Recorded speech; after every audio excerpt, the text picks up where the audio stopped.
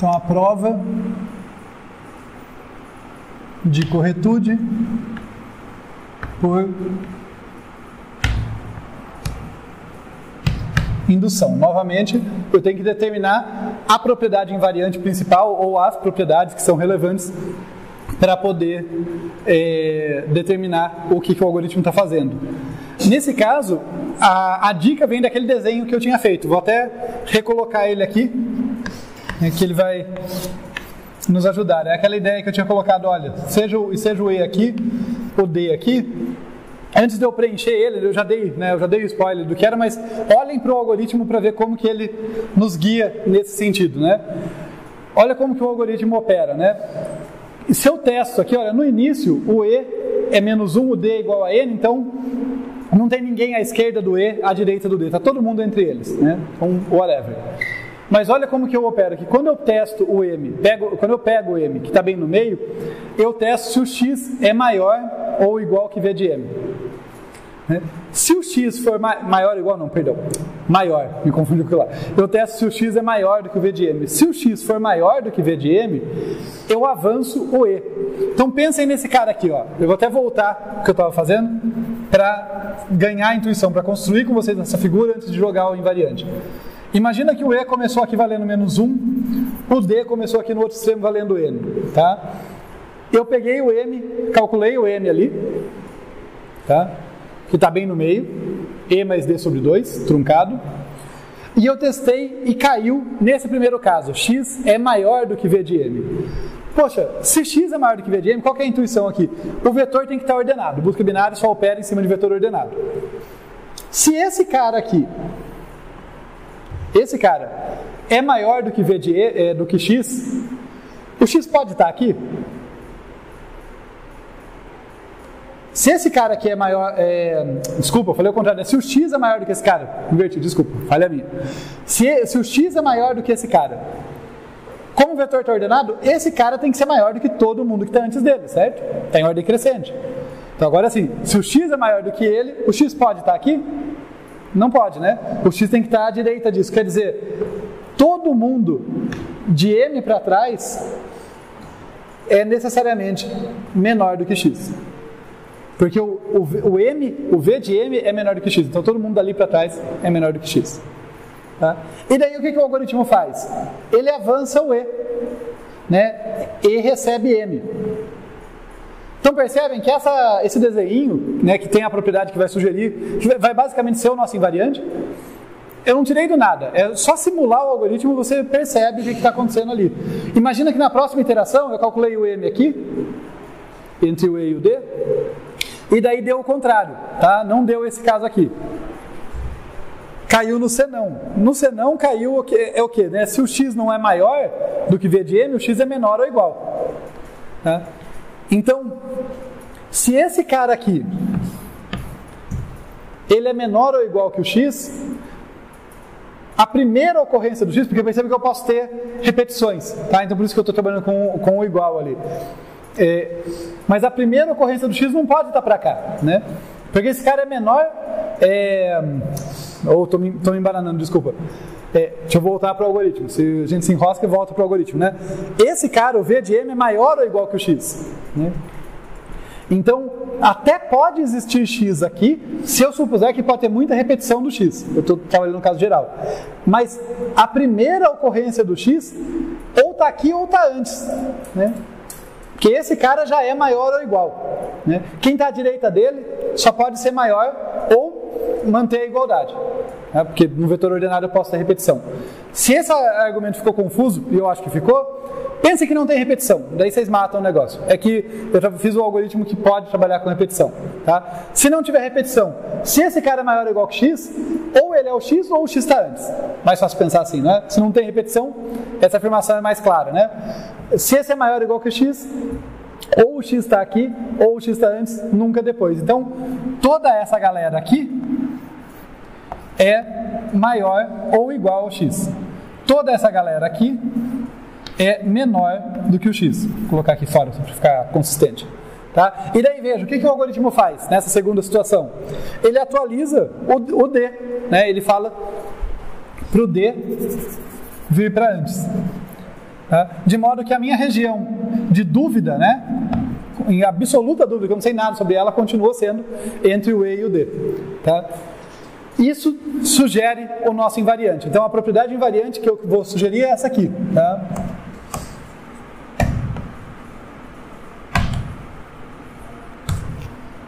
V de 0 até E é estritamente menor do que x. Veja que eu estou escrevendo matematicamente o que estava intuído ali. E x, por sua vez, é menor ou igual que v de d para frente, de d até n menos 1. São duas propriedades no fundo, mas eu prefiro escrever elas juntas, que eu acho que fica até mais intuitivo, né? Mas são duas. O x é maior do que essa galera e o x é menor ou igual do que essa outra. Tá? Mas eu vou tratar como uma propriedade só, uma propriedade composta. E eu vou colocar aqui, então, que isso aqui é o que eu vou chamar de P de L. Tá? E por que P de L? Porque, como eu comentei antes, nem todo algoritmo tem um contador de iterações. Então, o L aqui é só meu contador de iterações. Então, isso aqui é a propriedade no início da Lésima iteração. Tá? O L de propósito é um cara que não aparece no algoritmo porque os meus índices não contam iterações. Tá? Então esse L, se vocês preferirem, vocês podiam até pensar que, olha, coloca L igual a 0 aqui no começo e cada vez que eu venho aqui no finalzinho você incrementa ele. Tá? Mas não precisa, é só um subterfúgio de análise, é só um contador de iterações. Beleza?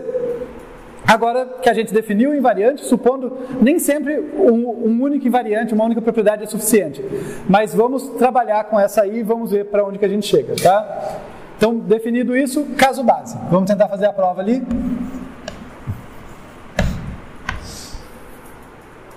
Por conta da hora, eu vou passar um pouquinho mais rápido e tentar focar no passo, ser mais cuidadoso no passo, que é onde é mais confuso.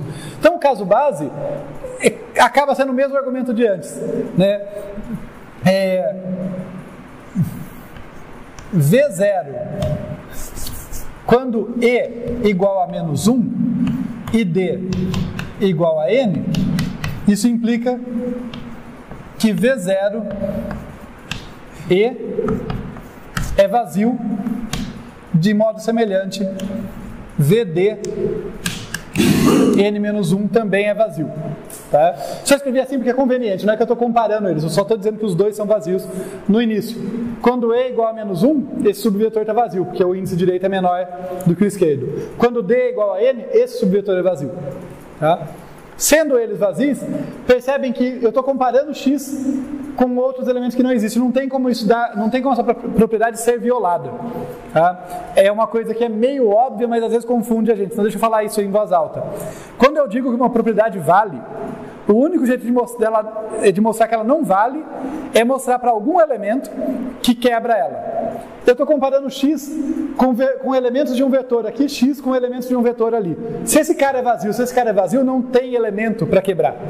Não existe cara aqui para ser maior ou igual a x, não existe cara aqui para ser menor do que x. Então, por definição, trivialmente, está valendo a propriedade. Ok? Então, vou escrever aqui que isso aqui implica, né, isso aqui garante que P0 vale. Tá? Então, P0 está valendo. Vamos para a hipótese de indução. A minha hipótese de indução é que é a própria propriedade ali, né? Eu só vou escrever de novo, mas no início da iteração atual, V0 e menos 1. Deixa eu até escrever isso aqui, porque eu acho que é importante dizer quando. Tá? Então, no início da Lésima iteração,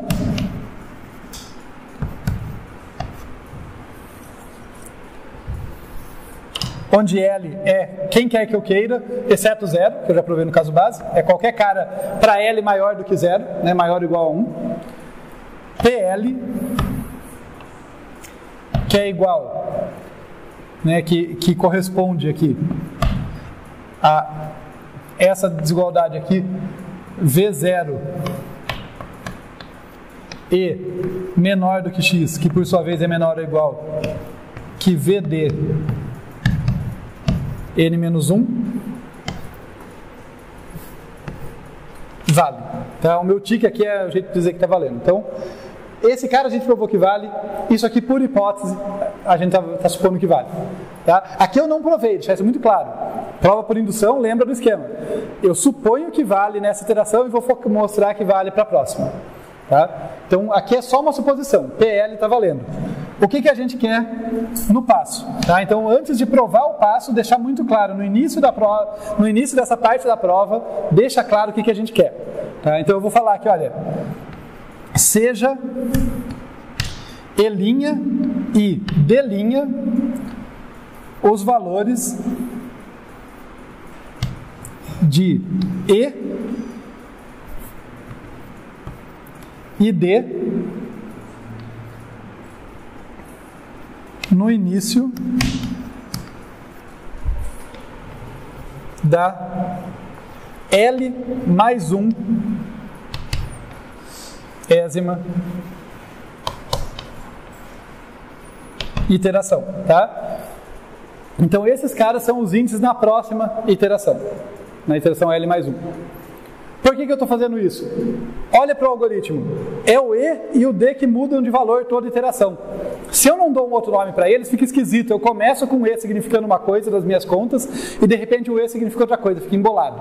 Então sempre diferenciem isso, né? No caso eu estou diferenciando colocando esse linha. E' e D' são os valores no final da iteração, no início da próxima, né? da L mais 1 ésima.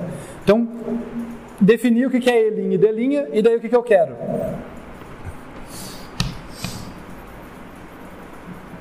Queremos mostrar que P de L mais 1, que é igual V0.E'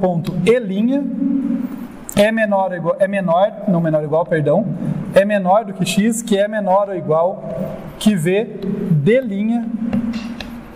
N-1 vale. Então isso que a gente quer provar. Vejam que eu só repeti a propriedade, só que usando E' e D', né, que são os valores na próxima.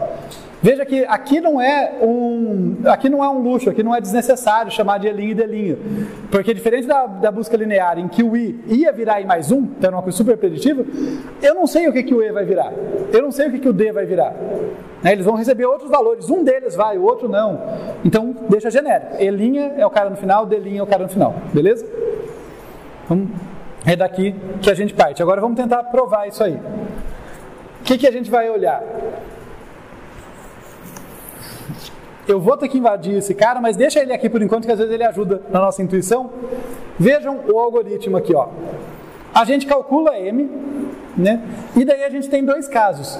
Ou V de M é menor do que X, ou V de M é maior ou igual a X. Né? Acontece uma coisa ou outra na iteração atual, né? Então vamos fazer essa análise por casos. Então, temos dois casos. Eu vou chamar de A e B. Então, A, V de M é menor do que X. Né? Se acontecer o caso A, V de M é menor do que X, e o que ele acontece? Ele olha, E vai ser atualizado para M, mas eu chamo esse cara de E', é o E depois, né? O E no final. Então eu tenho que, se isso aconteceu, E' vai ser igual a M e D' vai ser igual a D. Né? O D na próxima iteração, que por definição para mim é o D', não muda de valor. O caso B é semelhante. É o caso que VM é maior ou igual a X. Nesse caso, o que acontece? É o D que vai mudar. D recebe M. Então, E' é igual a M. E' é o próprio E, perdão. E D' é igual a M. Tá legal? Vamos ver o que a gente vai querer mostrar agora. Eu vou apagar aqui só porque eu preciso escrever ali, mas eu posso apagar aqui para construir uma figurinha para nos ajudar. Então, estamos ali com o V.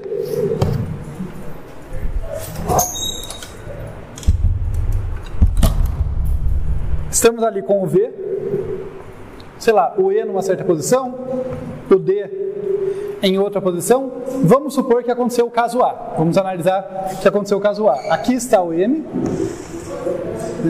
Aqui está o M e eu tenho que VM é menor do que X. Então, olha só.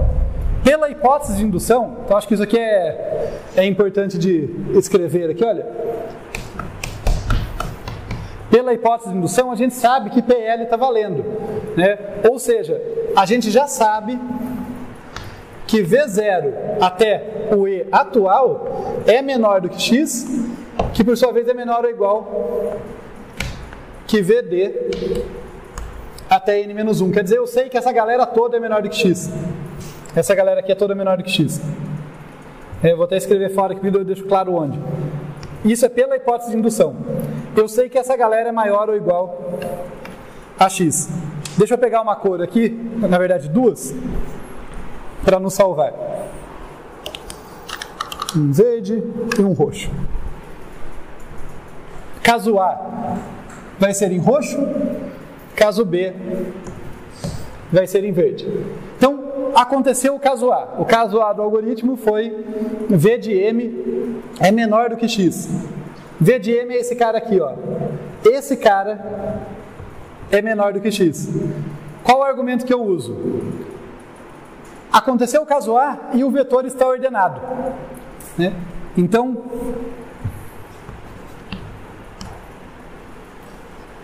no caso A, a gente sabe que V de M é menor do que X e V está ordenado. Portanto, o que eu posso concluir sobre todo mundo de M para trás? O que eu posso concluir para todo mundo de M para trás, gente? Se V de M é menor do que X. V de M é menor do que X, todo mundo de M para trás é menor do que X, ou seja, V0 até M é menor do que X. Só que E' é igual a M, ou seja, V0 até E' é menor do que X. É metade da propriedade que eu queria chegar, né? Olha só, o que eu queria chegar?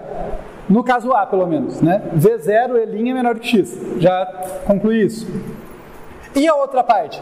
A outra parte sai da hipótese de indução, porque o D não mudou, né? Então, esse cara aqui, essa parte sai desse teste e do fato de que o vetor está ordenado. Essas duas coisas juntas me permitem concluir que todo mundo até M é menor do que X, portanto, V0, E' é menor do que X. Pela hipótese de indução, X é menor ou igual que VD N-1, mas isso é sinônimo de X é menor ou igual que V D' N-1. Percebe?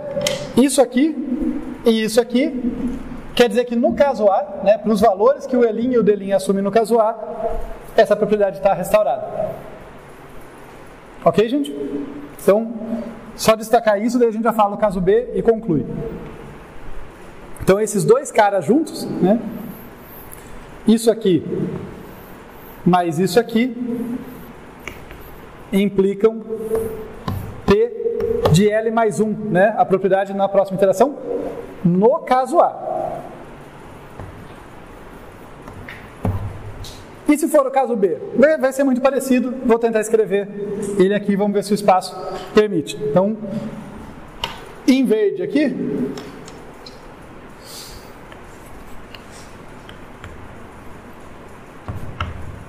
no caso B, o que a gente tem? V de M maior ou igual que X. Até escrever simétrico, que acho que ajuda, né? X menor ou igual que V de M. E o mesmo argumento. Vejam que pode parecer, tem hora difícil, tem hora boring, né? Mas é a questão de você saber o argumento que você usa em cada hora. Tá? Ninguém vai dizer para você que você tem que argumentar que está ordenado. Você tem que perceber, olha, eu tenho uma comparação com um elemento. O que falta para eu poder generalizar essa comparação?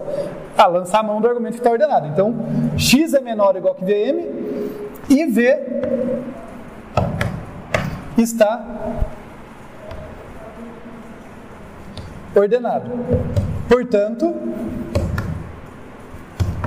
todo mundo de M para frente vai ser maior ou igual que x. Né? X vai ser menor ou igual que V de M até o final. Certo? É o caso complementar aqui no desenho. É o caso em que esse cara aqui é maior ou igual que x. Tudo bem? Tá bom. Só que x é menor ou igual que V de M, mas isso aqui é equivalente. Símbolozinho de equivalência, só estou pulando de linha, tá? X é menor ou igual que V. Quem que é o M no caso B? É o D'. V de D' até N menos 1. Metade já foi resolvido. A outra metade sai direto da hipótese de indução. Porque o E' não mudou. O E' é o E antigo. Então daí para fechar, pela hipótese de indução, V de 0 até E é menor do que x, mas isso implica, isso é equivalente a V 0 até E' é menor do que x. E daí, usando esses dois juntos, eu podia dar nome, asterisco e juntar, mas eu vou só fazer setinha, tá? Esse cara junto com esse cara, então essas duas propriedades juntas nos dão que P de L mais 1 vale no caso B. Então a propriedade que começou valendo, tanto faz, se acontece caso A ou caso B, ela termina valendo. Então, ao longo das iterações, ela se mantém. Tudo bem? O fechamento que falta, um minutinho, é lembrar, é a mesma coisa que eu esqueci na outra, não quero esquecer nessa, né? Por que essa propriedade é útil? Veja, no final, E é igual a D menos 1, né? Eles vão se juntando ali, o M está sempre entre os dois, vai sempre reduzindo a distância. Eventualmente, E fica igual a D menos 1 e a gente sai. O que essa propriedade PL nos diz na última iteração, na iteração em que isso aqui sai? Tá? Vamos chamar esse cara aqui, vou escrever aqui, tá?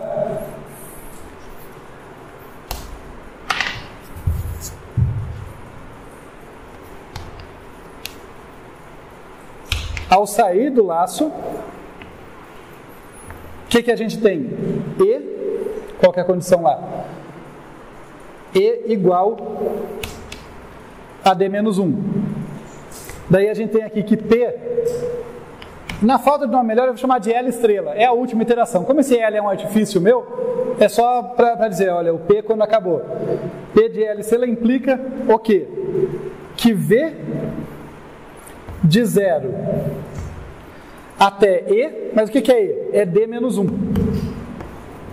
É menor do que x, que por sua vez é menor ou igual que V de D até N menos 1. Veja, eu saio quando esses caras estão justapostos. Quando eles estão justapostos, o invariante me garante que todo mundo do início até a posição D menos 1 é estritamente menor do que x. X pode estar lá? Não tem chance. Por outro lado, todo mundo de D para frente é maior ou igual, só que o vetor está ordenado. Então, onde que pode estar o primeiro x? De novo, aquela história da repetição, né? Se não tiver repetição, onde pode estar o único x? Tanto faz a pergunta. Na posição D. Não tem outro lugar. Todo mundo de D menos 1 para trás, de E para trás, que no final é igual a D menos 1, é estritamente menor. O primeiro cara que pode ser maior ou igual é D, e o resto é maior ou igual a ele, porque isso aí está ordenado. Então, o único lugar que o cara pode estar é na posição D, o que remete a essas duas últimas linhas do algoritmo. Se VD é igual a x, devolva D.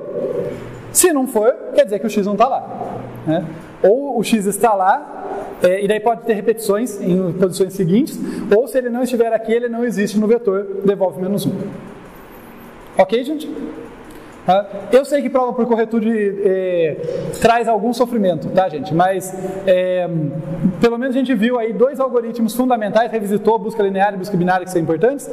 Vimos as provas com detalhes. Conforme for tendo oportunidade, em aulas futuras a gente revisita isso.